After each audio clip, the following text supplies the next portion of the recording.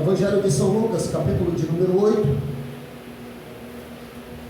apenas o versículo de número 22, que diz assim a palavra de Deus: certo dia, entrou ele no barco com seus discípulos e lhes disse: passemos para o outro lado, e partiram. Pode sentar, em nome de Jesus. Eu não vou aqui expor o texto, até porque creio que todos os irmãos que estão aqui já ouviram muitas palavras concernente a esta mensagem, e já por fé até no culto de hoje, a pastora Érica já expressou algo baseado neste texto, e alguns irmãos que tiveram suas oportunidades também expressaram algo sobre este texto, que até me preocupou. Eu disse: Jesus, agora eu vou pregar o quê?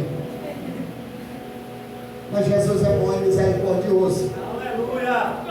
O texto que nós lemos é um texto bem conhecido, a qual Jesus ele faz uma travessia do lago da Galileia até a cidade de Genezaré, que ficava na composição de Decápolis. Decápolis é um conjunto de 10 cidades que fazia parte de Gadara. Por isso que o que estava possesso por uma legião de demônios, ele é conhecido como Gadareno. Gadareno porque era habitante de Gadara. Gadara que ficava na composição de Gerasa e ficava na composição de Decápolis. Decápolis é um conjunto de 10 cidades. Jesus ele convida os discípulos para cruzar o lago da Galileia. Algumas expressões bíblicas trata-se expressando-se sobre o mar da Galileia, mas na verdade não é um mar de água salgada que nós conhecemos. O lago da Galileia é um lago de água doce, e por isso que há uma briga entre teólogos para essa tempestade que aconteceu.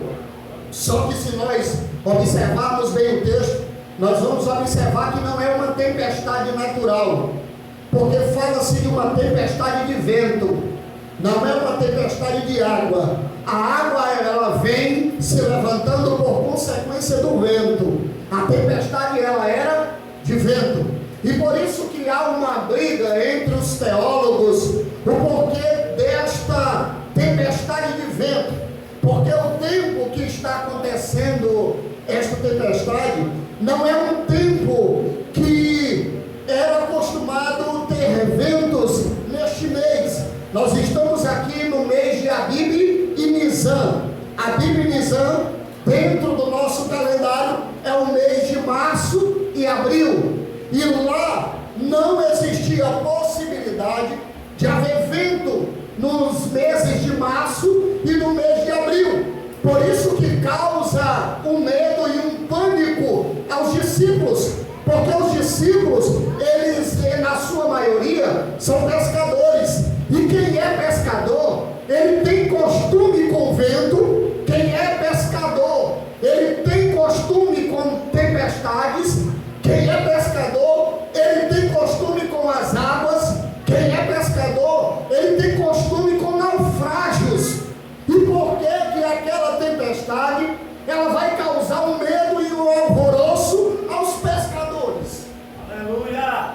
Nós poderíamos fazer essa pergunta: por que causou pânico a eles? Se eles têm costume do barco, se eles têm o costume da pesca, e se eles têm o costume daquela travessia, porque eles estão no lago da Galileia, e eles tinham o costume de todos os dias pescar no lago da Galileia. Por que aquela tempestade vai causar pânico a eles? Por quê? Glória a Deus! Por que será, irmãos?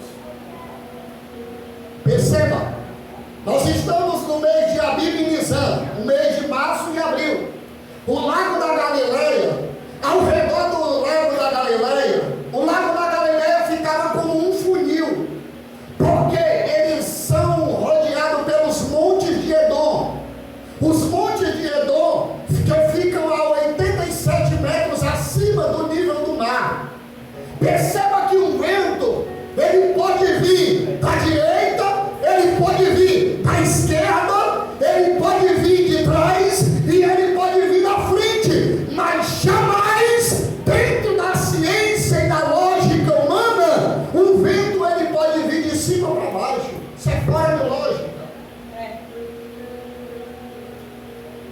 Você consegue entender isso? Aqui está uma água. Perceba, observe esta água. Ela se mexeu? Não. Não se mexe. Por quê? Porque existe uma barreira ao redor dela. Ela está mais embaixo. Existe uma barreira. Todo vento que bater aqui, ele não penetra. Glória a Deus. Aqui está os montes de Edom. Aqui está o lado da Galileia. Impossibilidade dos ventos penetrar, porque o vento não vem de cima para baixo. O vento vem das laterais.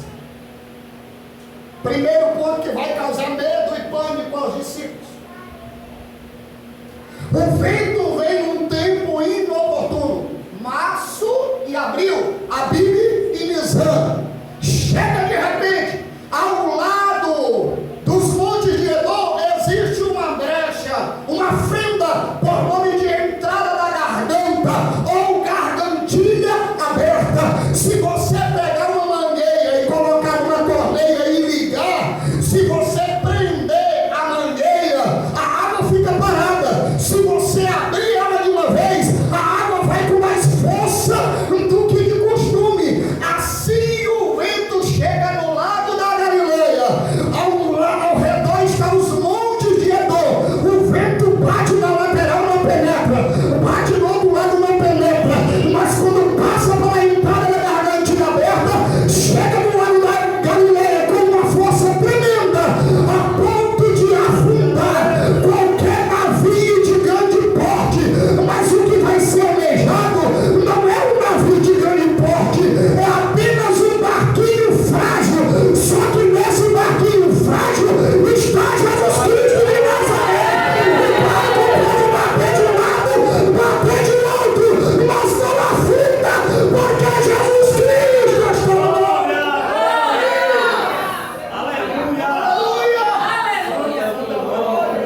Jesus está no barco, e por isso o barco não afunda. O vento penetra. E o que me chama a atenção aqui é que os discípulos ficam atemorizados. Primeiro, porque no mês de Abibe e Nisan o vento não poderia chegar ali. Segundo, ele passa pela gargantilha aberta e chega com uma força tremenda. Eles não esperavam. Olha para o irmão que está do seu lado e diga assim: eles não esperavam. Mais uma vez, eles não esperavam. Aleluia, Deus. Se a diabetes, pastor, dissesse: daqui a um mês eu estou chegando, todo mundo parava de comer açúcar. É verdade. Se o câncer dissesse: daqui a um mês eu estou chegando, todo mundo se preparava. Sabe por que causa tanto pânico e tanto medo? É porque vem sem avisar. É porque vem sem esperar. Os discípulos estão com medo, estão com pânico. Sabe por quê? Porque eles não esperavam aquela tempestade de vento, mas ele veio. Quantos aqui não estavam em sua casa e de repente amanheceram o dia bem, mas de repente veio uma notícia, você não esperava, causou pânico, causou medo, você pensou em desistir, tentou de um lado resolver, tentou do outro resolver, mas se esqueceu de alguém que estava do seu lado dizendo: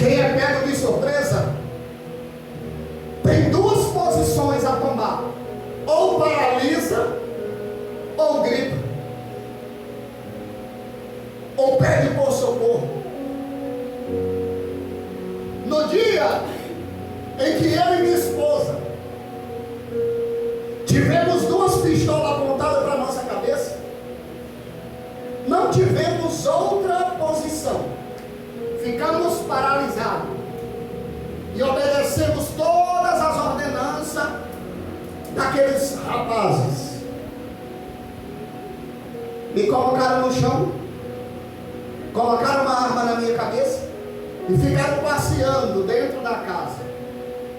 De repente um deles disseram: se você não parar, eu vou estourar os seus miolos.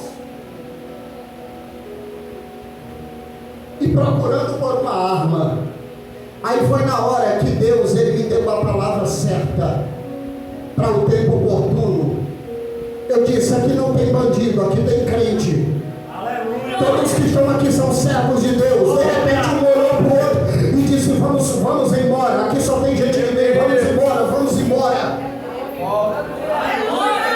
Diante daquilo que não é esperado, você tem duas posições a tomar: ou paralisa, ou você clama. Aleluia. A priori os discípulos ficam paralisados, porque eles não sabiam como vinha aquele vento, de onde vinham e como eles se formaram. A tempestade era de vento, mas quem se manifesta é a água. Aleluia. Vou repetir de novo. A tempestade veio por intermédio do vento, mas quem se manifesta é a água. Aleluia.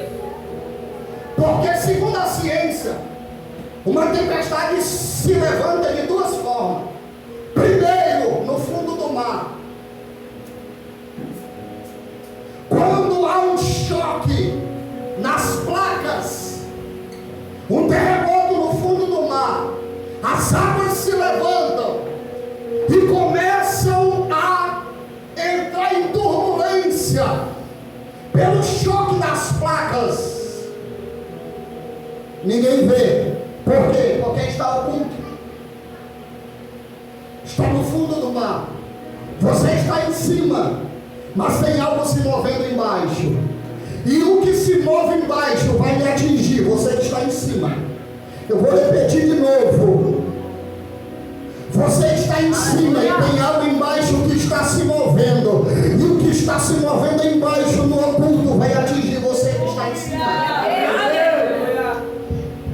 Por isso que precisamos estar em torre de vigília, porque tem sempre algo no oculto se movimentando. Glória a Deus. Aleluia. Segundo ponto da ciência, quando há um acúmulo no ar, os ventos começam a soprar. E eu tenho informação para lhe dar.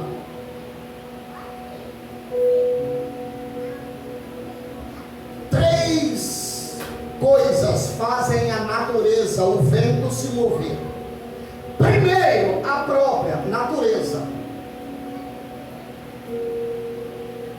As geleiras que estão derretendo pelo aquecimento global está fazendo o ecossistema mudar o seu sentido. O que era inverno, sinal de produção, agora é sinal de destruição. Quando diz o inverno chegou, vai começar a chover, todo mundo já fica com medo, por conta das inundações, por conta dos terremotos, por conta dos raios. Por quê? Porque a natureza está mudando o seu curso. Segundo, Deus, que tem poder sobre o vento, sobre as águas, sobre a natureza. Terceiro, Satanás. Bom, Satanás tem poder sobre a natureza? Tem. Tem poder sobre a natureza, tem poder sobre a carne, tem poder sobre a matéria. Aleluia. Você sabia que tem? Tem. Aleluia. É só você observar o livro de Jó. Quando ele apresenta Jó, quando Deus apresenta Jó para Deus, para Satanás, ele diz assim: é fácil de adorar tendo o que ele tem. Agora permita com que eu toque. Deixa eu tocar nele para ver se ele te adora.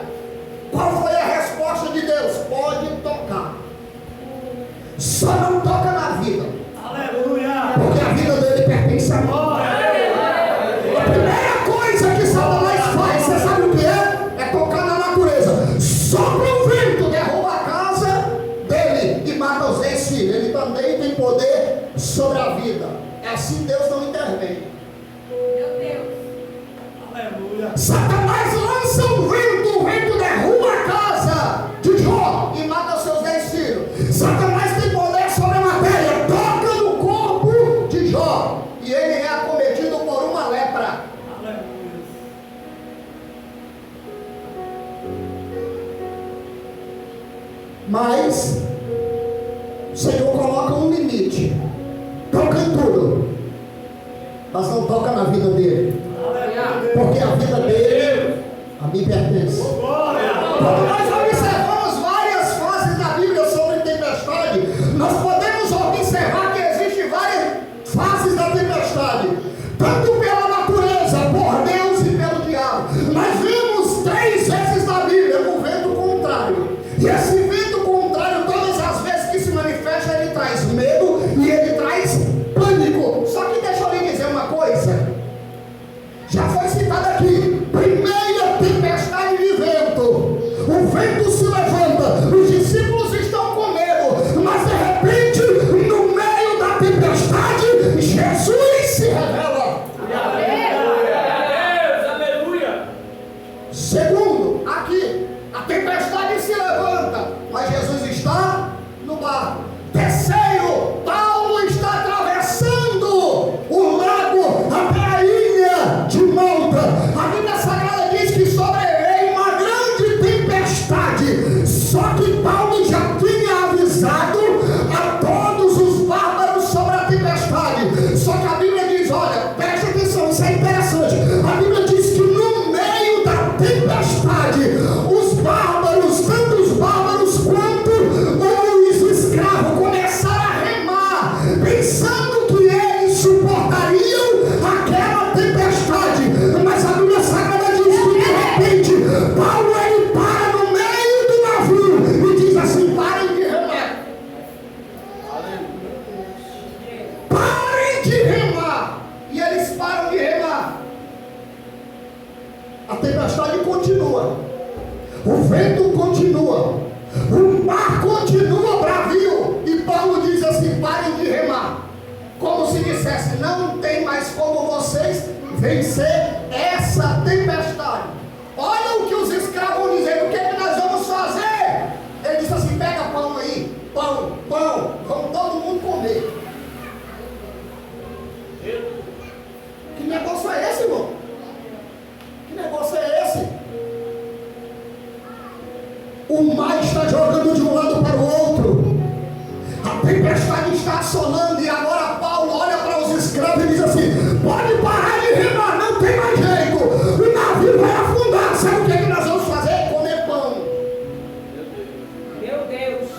Nós vamos comer pão no meio da tempestade. Eu tenho uma palavra profética para a sua vida. Paulo, no meio da tempestade, disse assim: pode parar de lutar, pare de remar, nós vamos comer pão. Vocês sabem o que é isso? Nós vamos descansar no Senhor, porque quem vai liberar a palavra é Ele, quem vai nos tirar dessa tempestade é Ele. Nós vamos descansar, nós vamos comer e nós vamos adorar.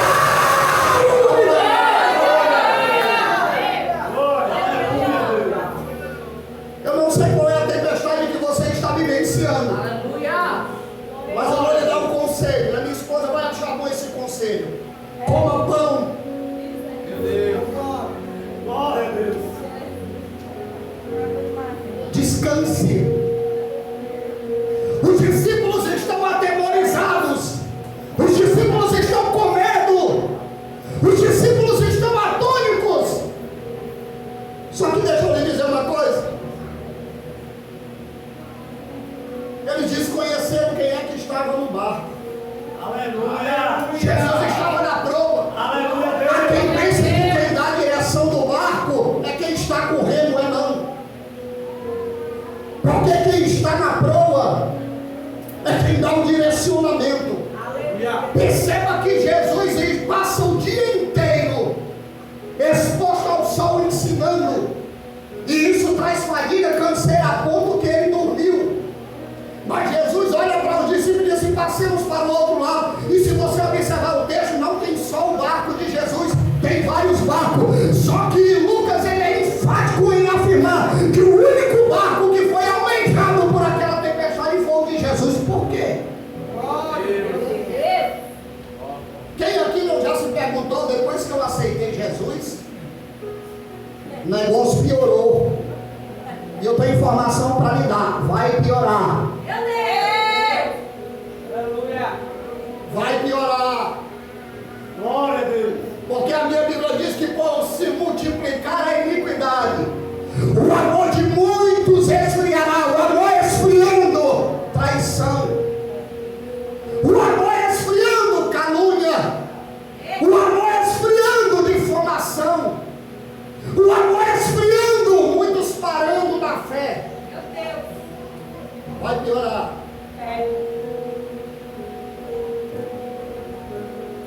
Jesus está no barco,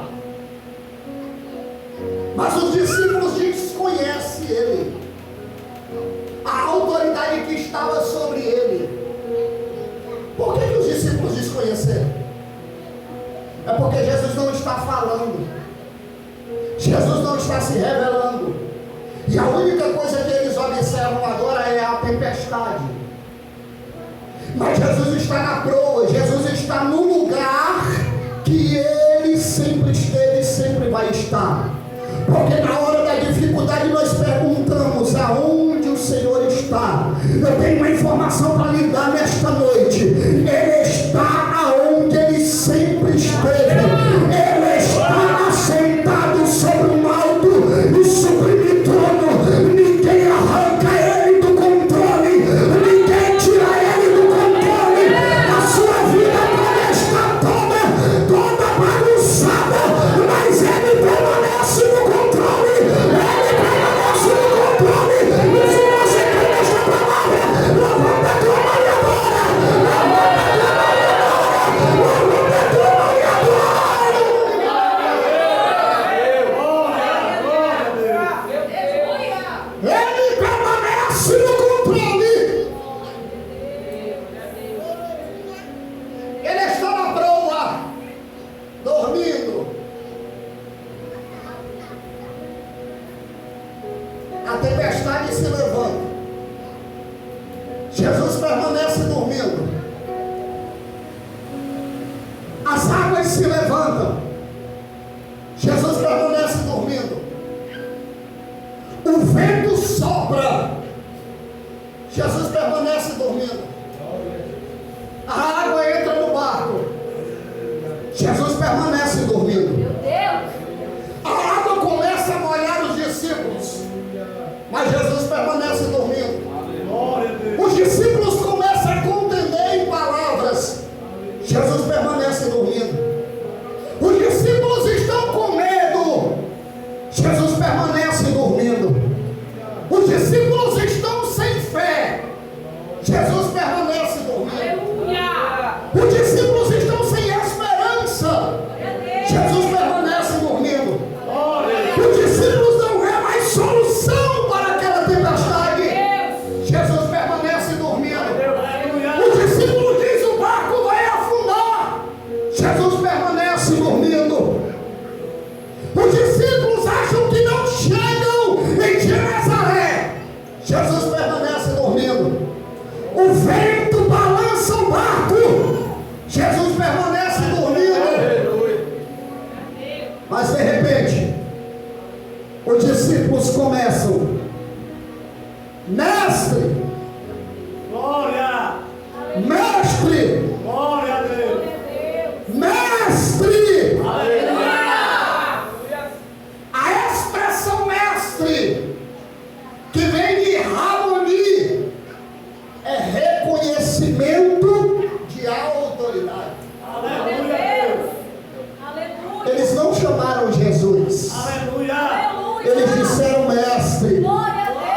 Sabe por quê? Porque quem está deitado dormindo é Jesus. Glória a Deus! Tem gente que já pegou. Quem está cansado e fadigado é Jesus. Quem está repousando com a matéria cansada é Jesus. E se Jesus se levanta, nada acontece. Glória a Deus! É isso, irmão? É. Por quê? Porque ele veio 100% homem, diferente do que muitos pensam. Filipenses capítulo de número 2, a partir do versículo de número 6. Ele não teve por usurpação ser igual a Deus, mas antes se desfez espírito, aniquilou-se a si mesmo, abriu mão do que ele era e tornou-se semelhante ao homem, mas em forma de homem. Ele foi fiel até a morte e morte de cruz, pelo que Deus o exaltou superiormente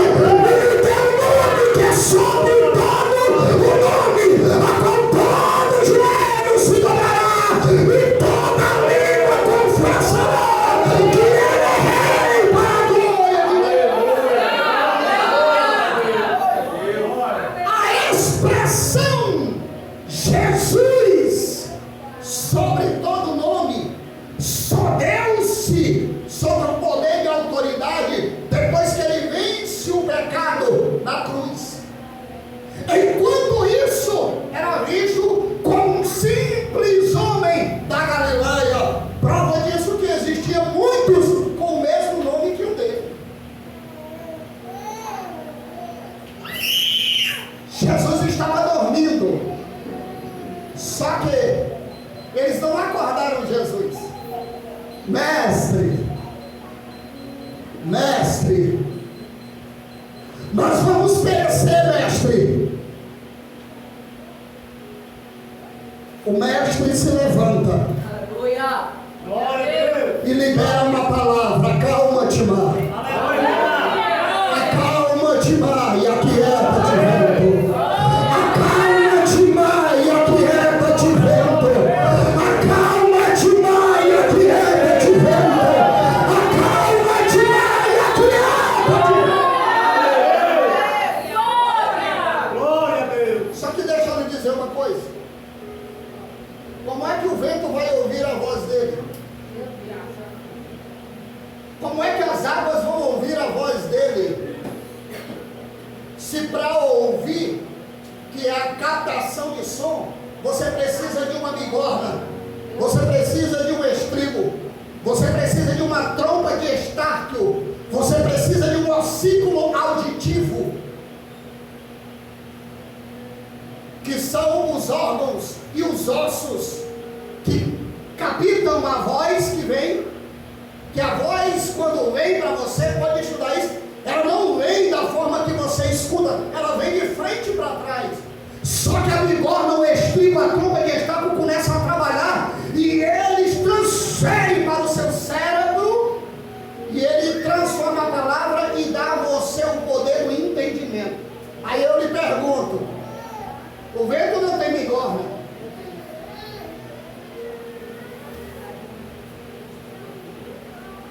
As águas não têm estribo, trompa de estáquio? Não tem. Mas eles ouviram a voz do mestre.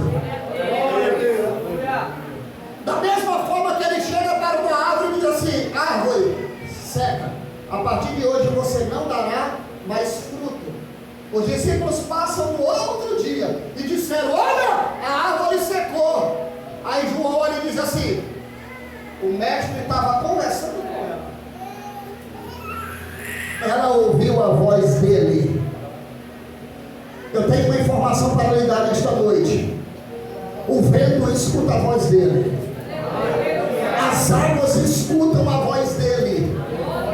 A tempestade que você está vivenciando hoje receberá uma voz. Eu estou profetizando para a sua vida. Só quem crê em palavra profética, Deus vai liberar uma palavra profética sobre a tempestade que você está vivenciando. A tempestade vai cessar, o mar vai se aquietar e a bonança vai chegar. Se você quer esta palavra agora,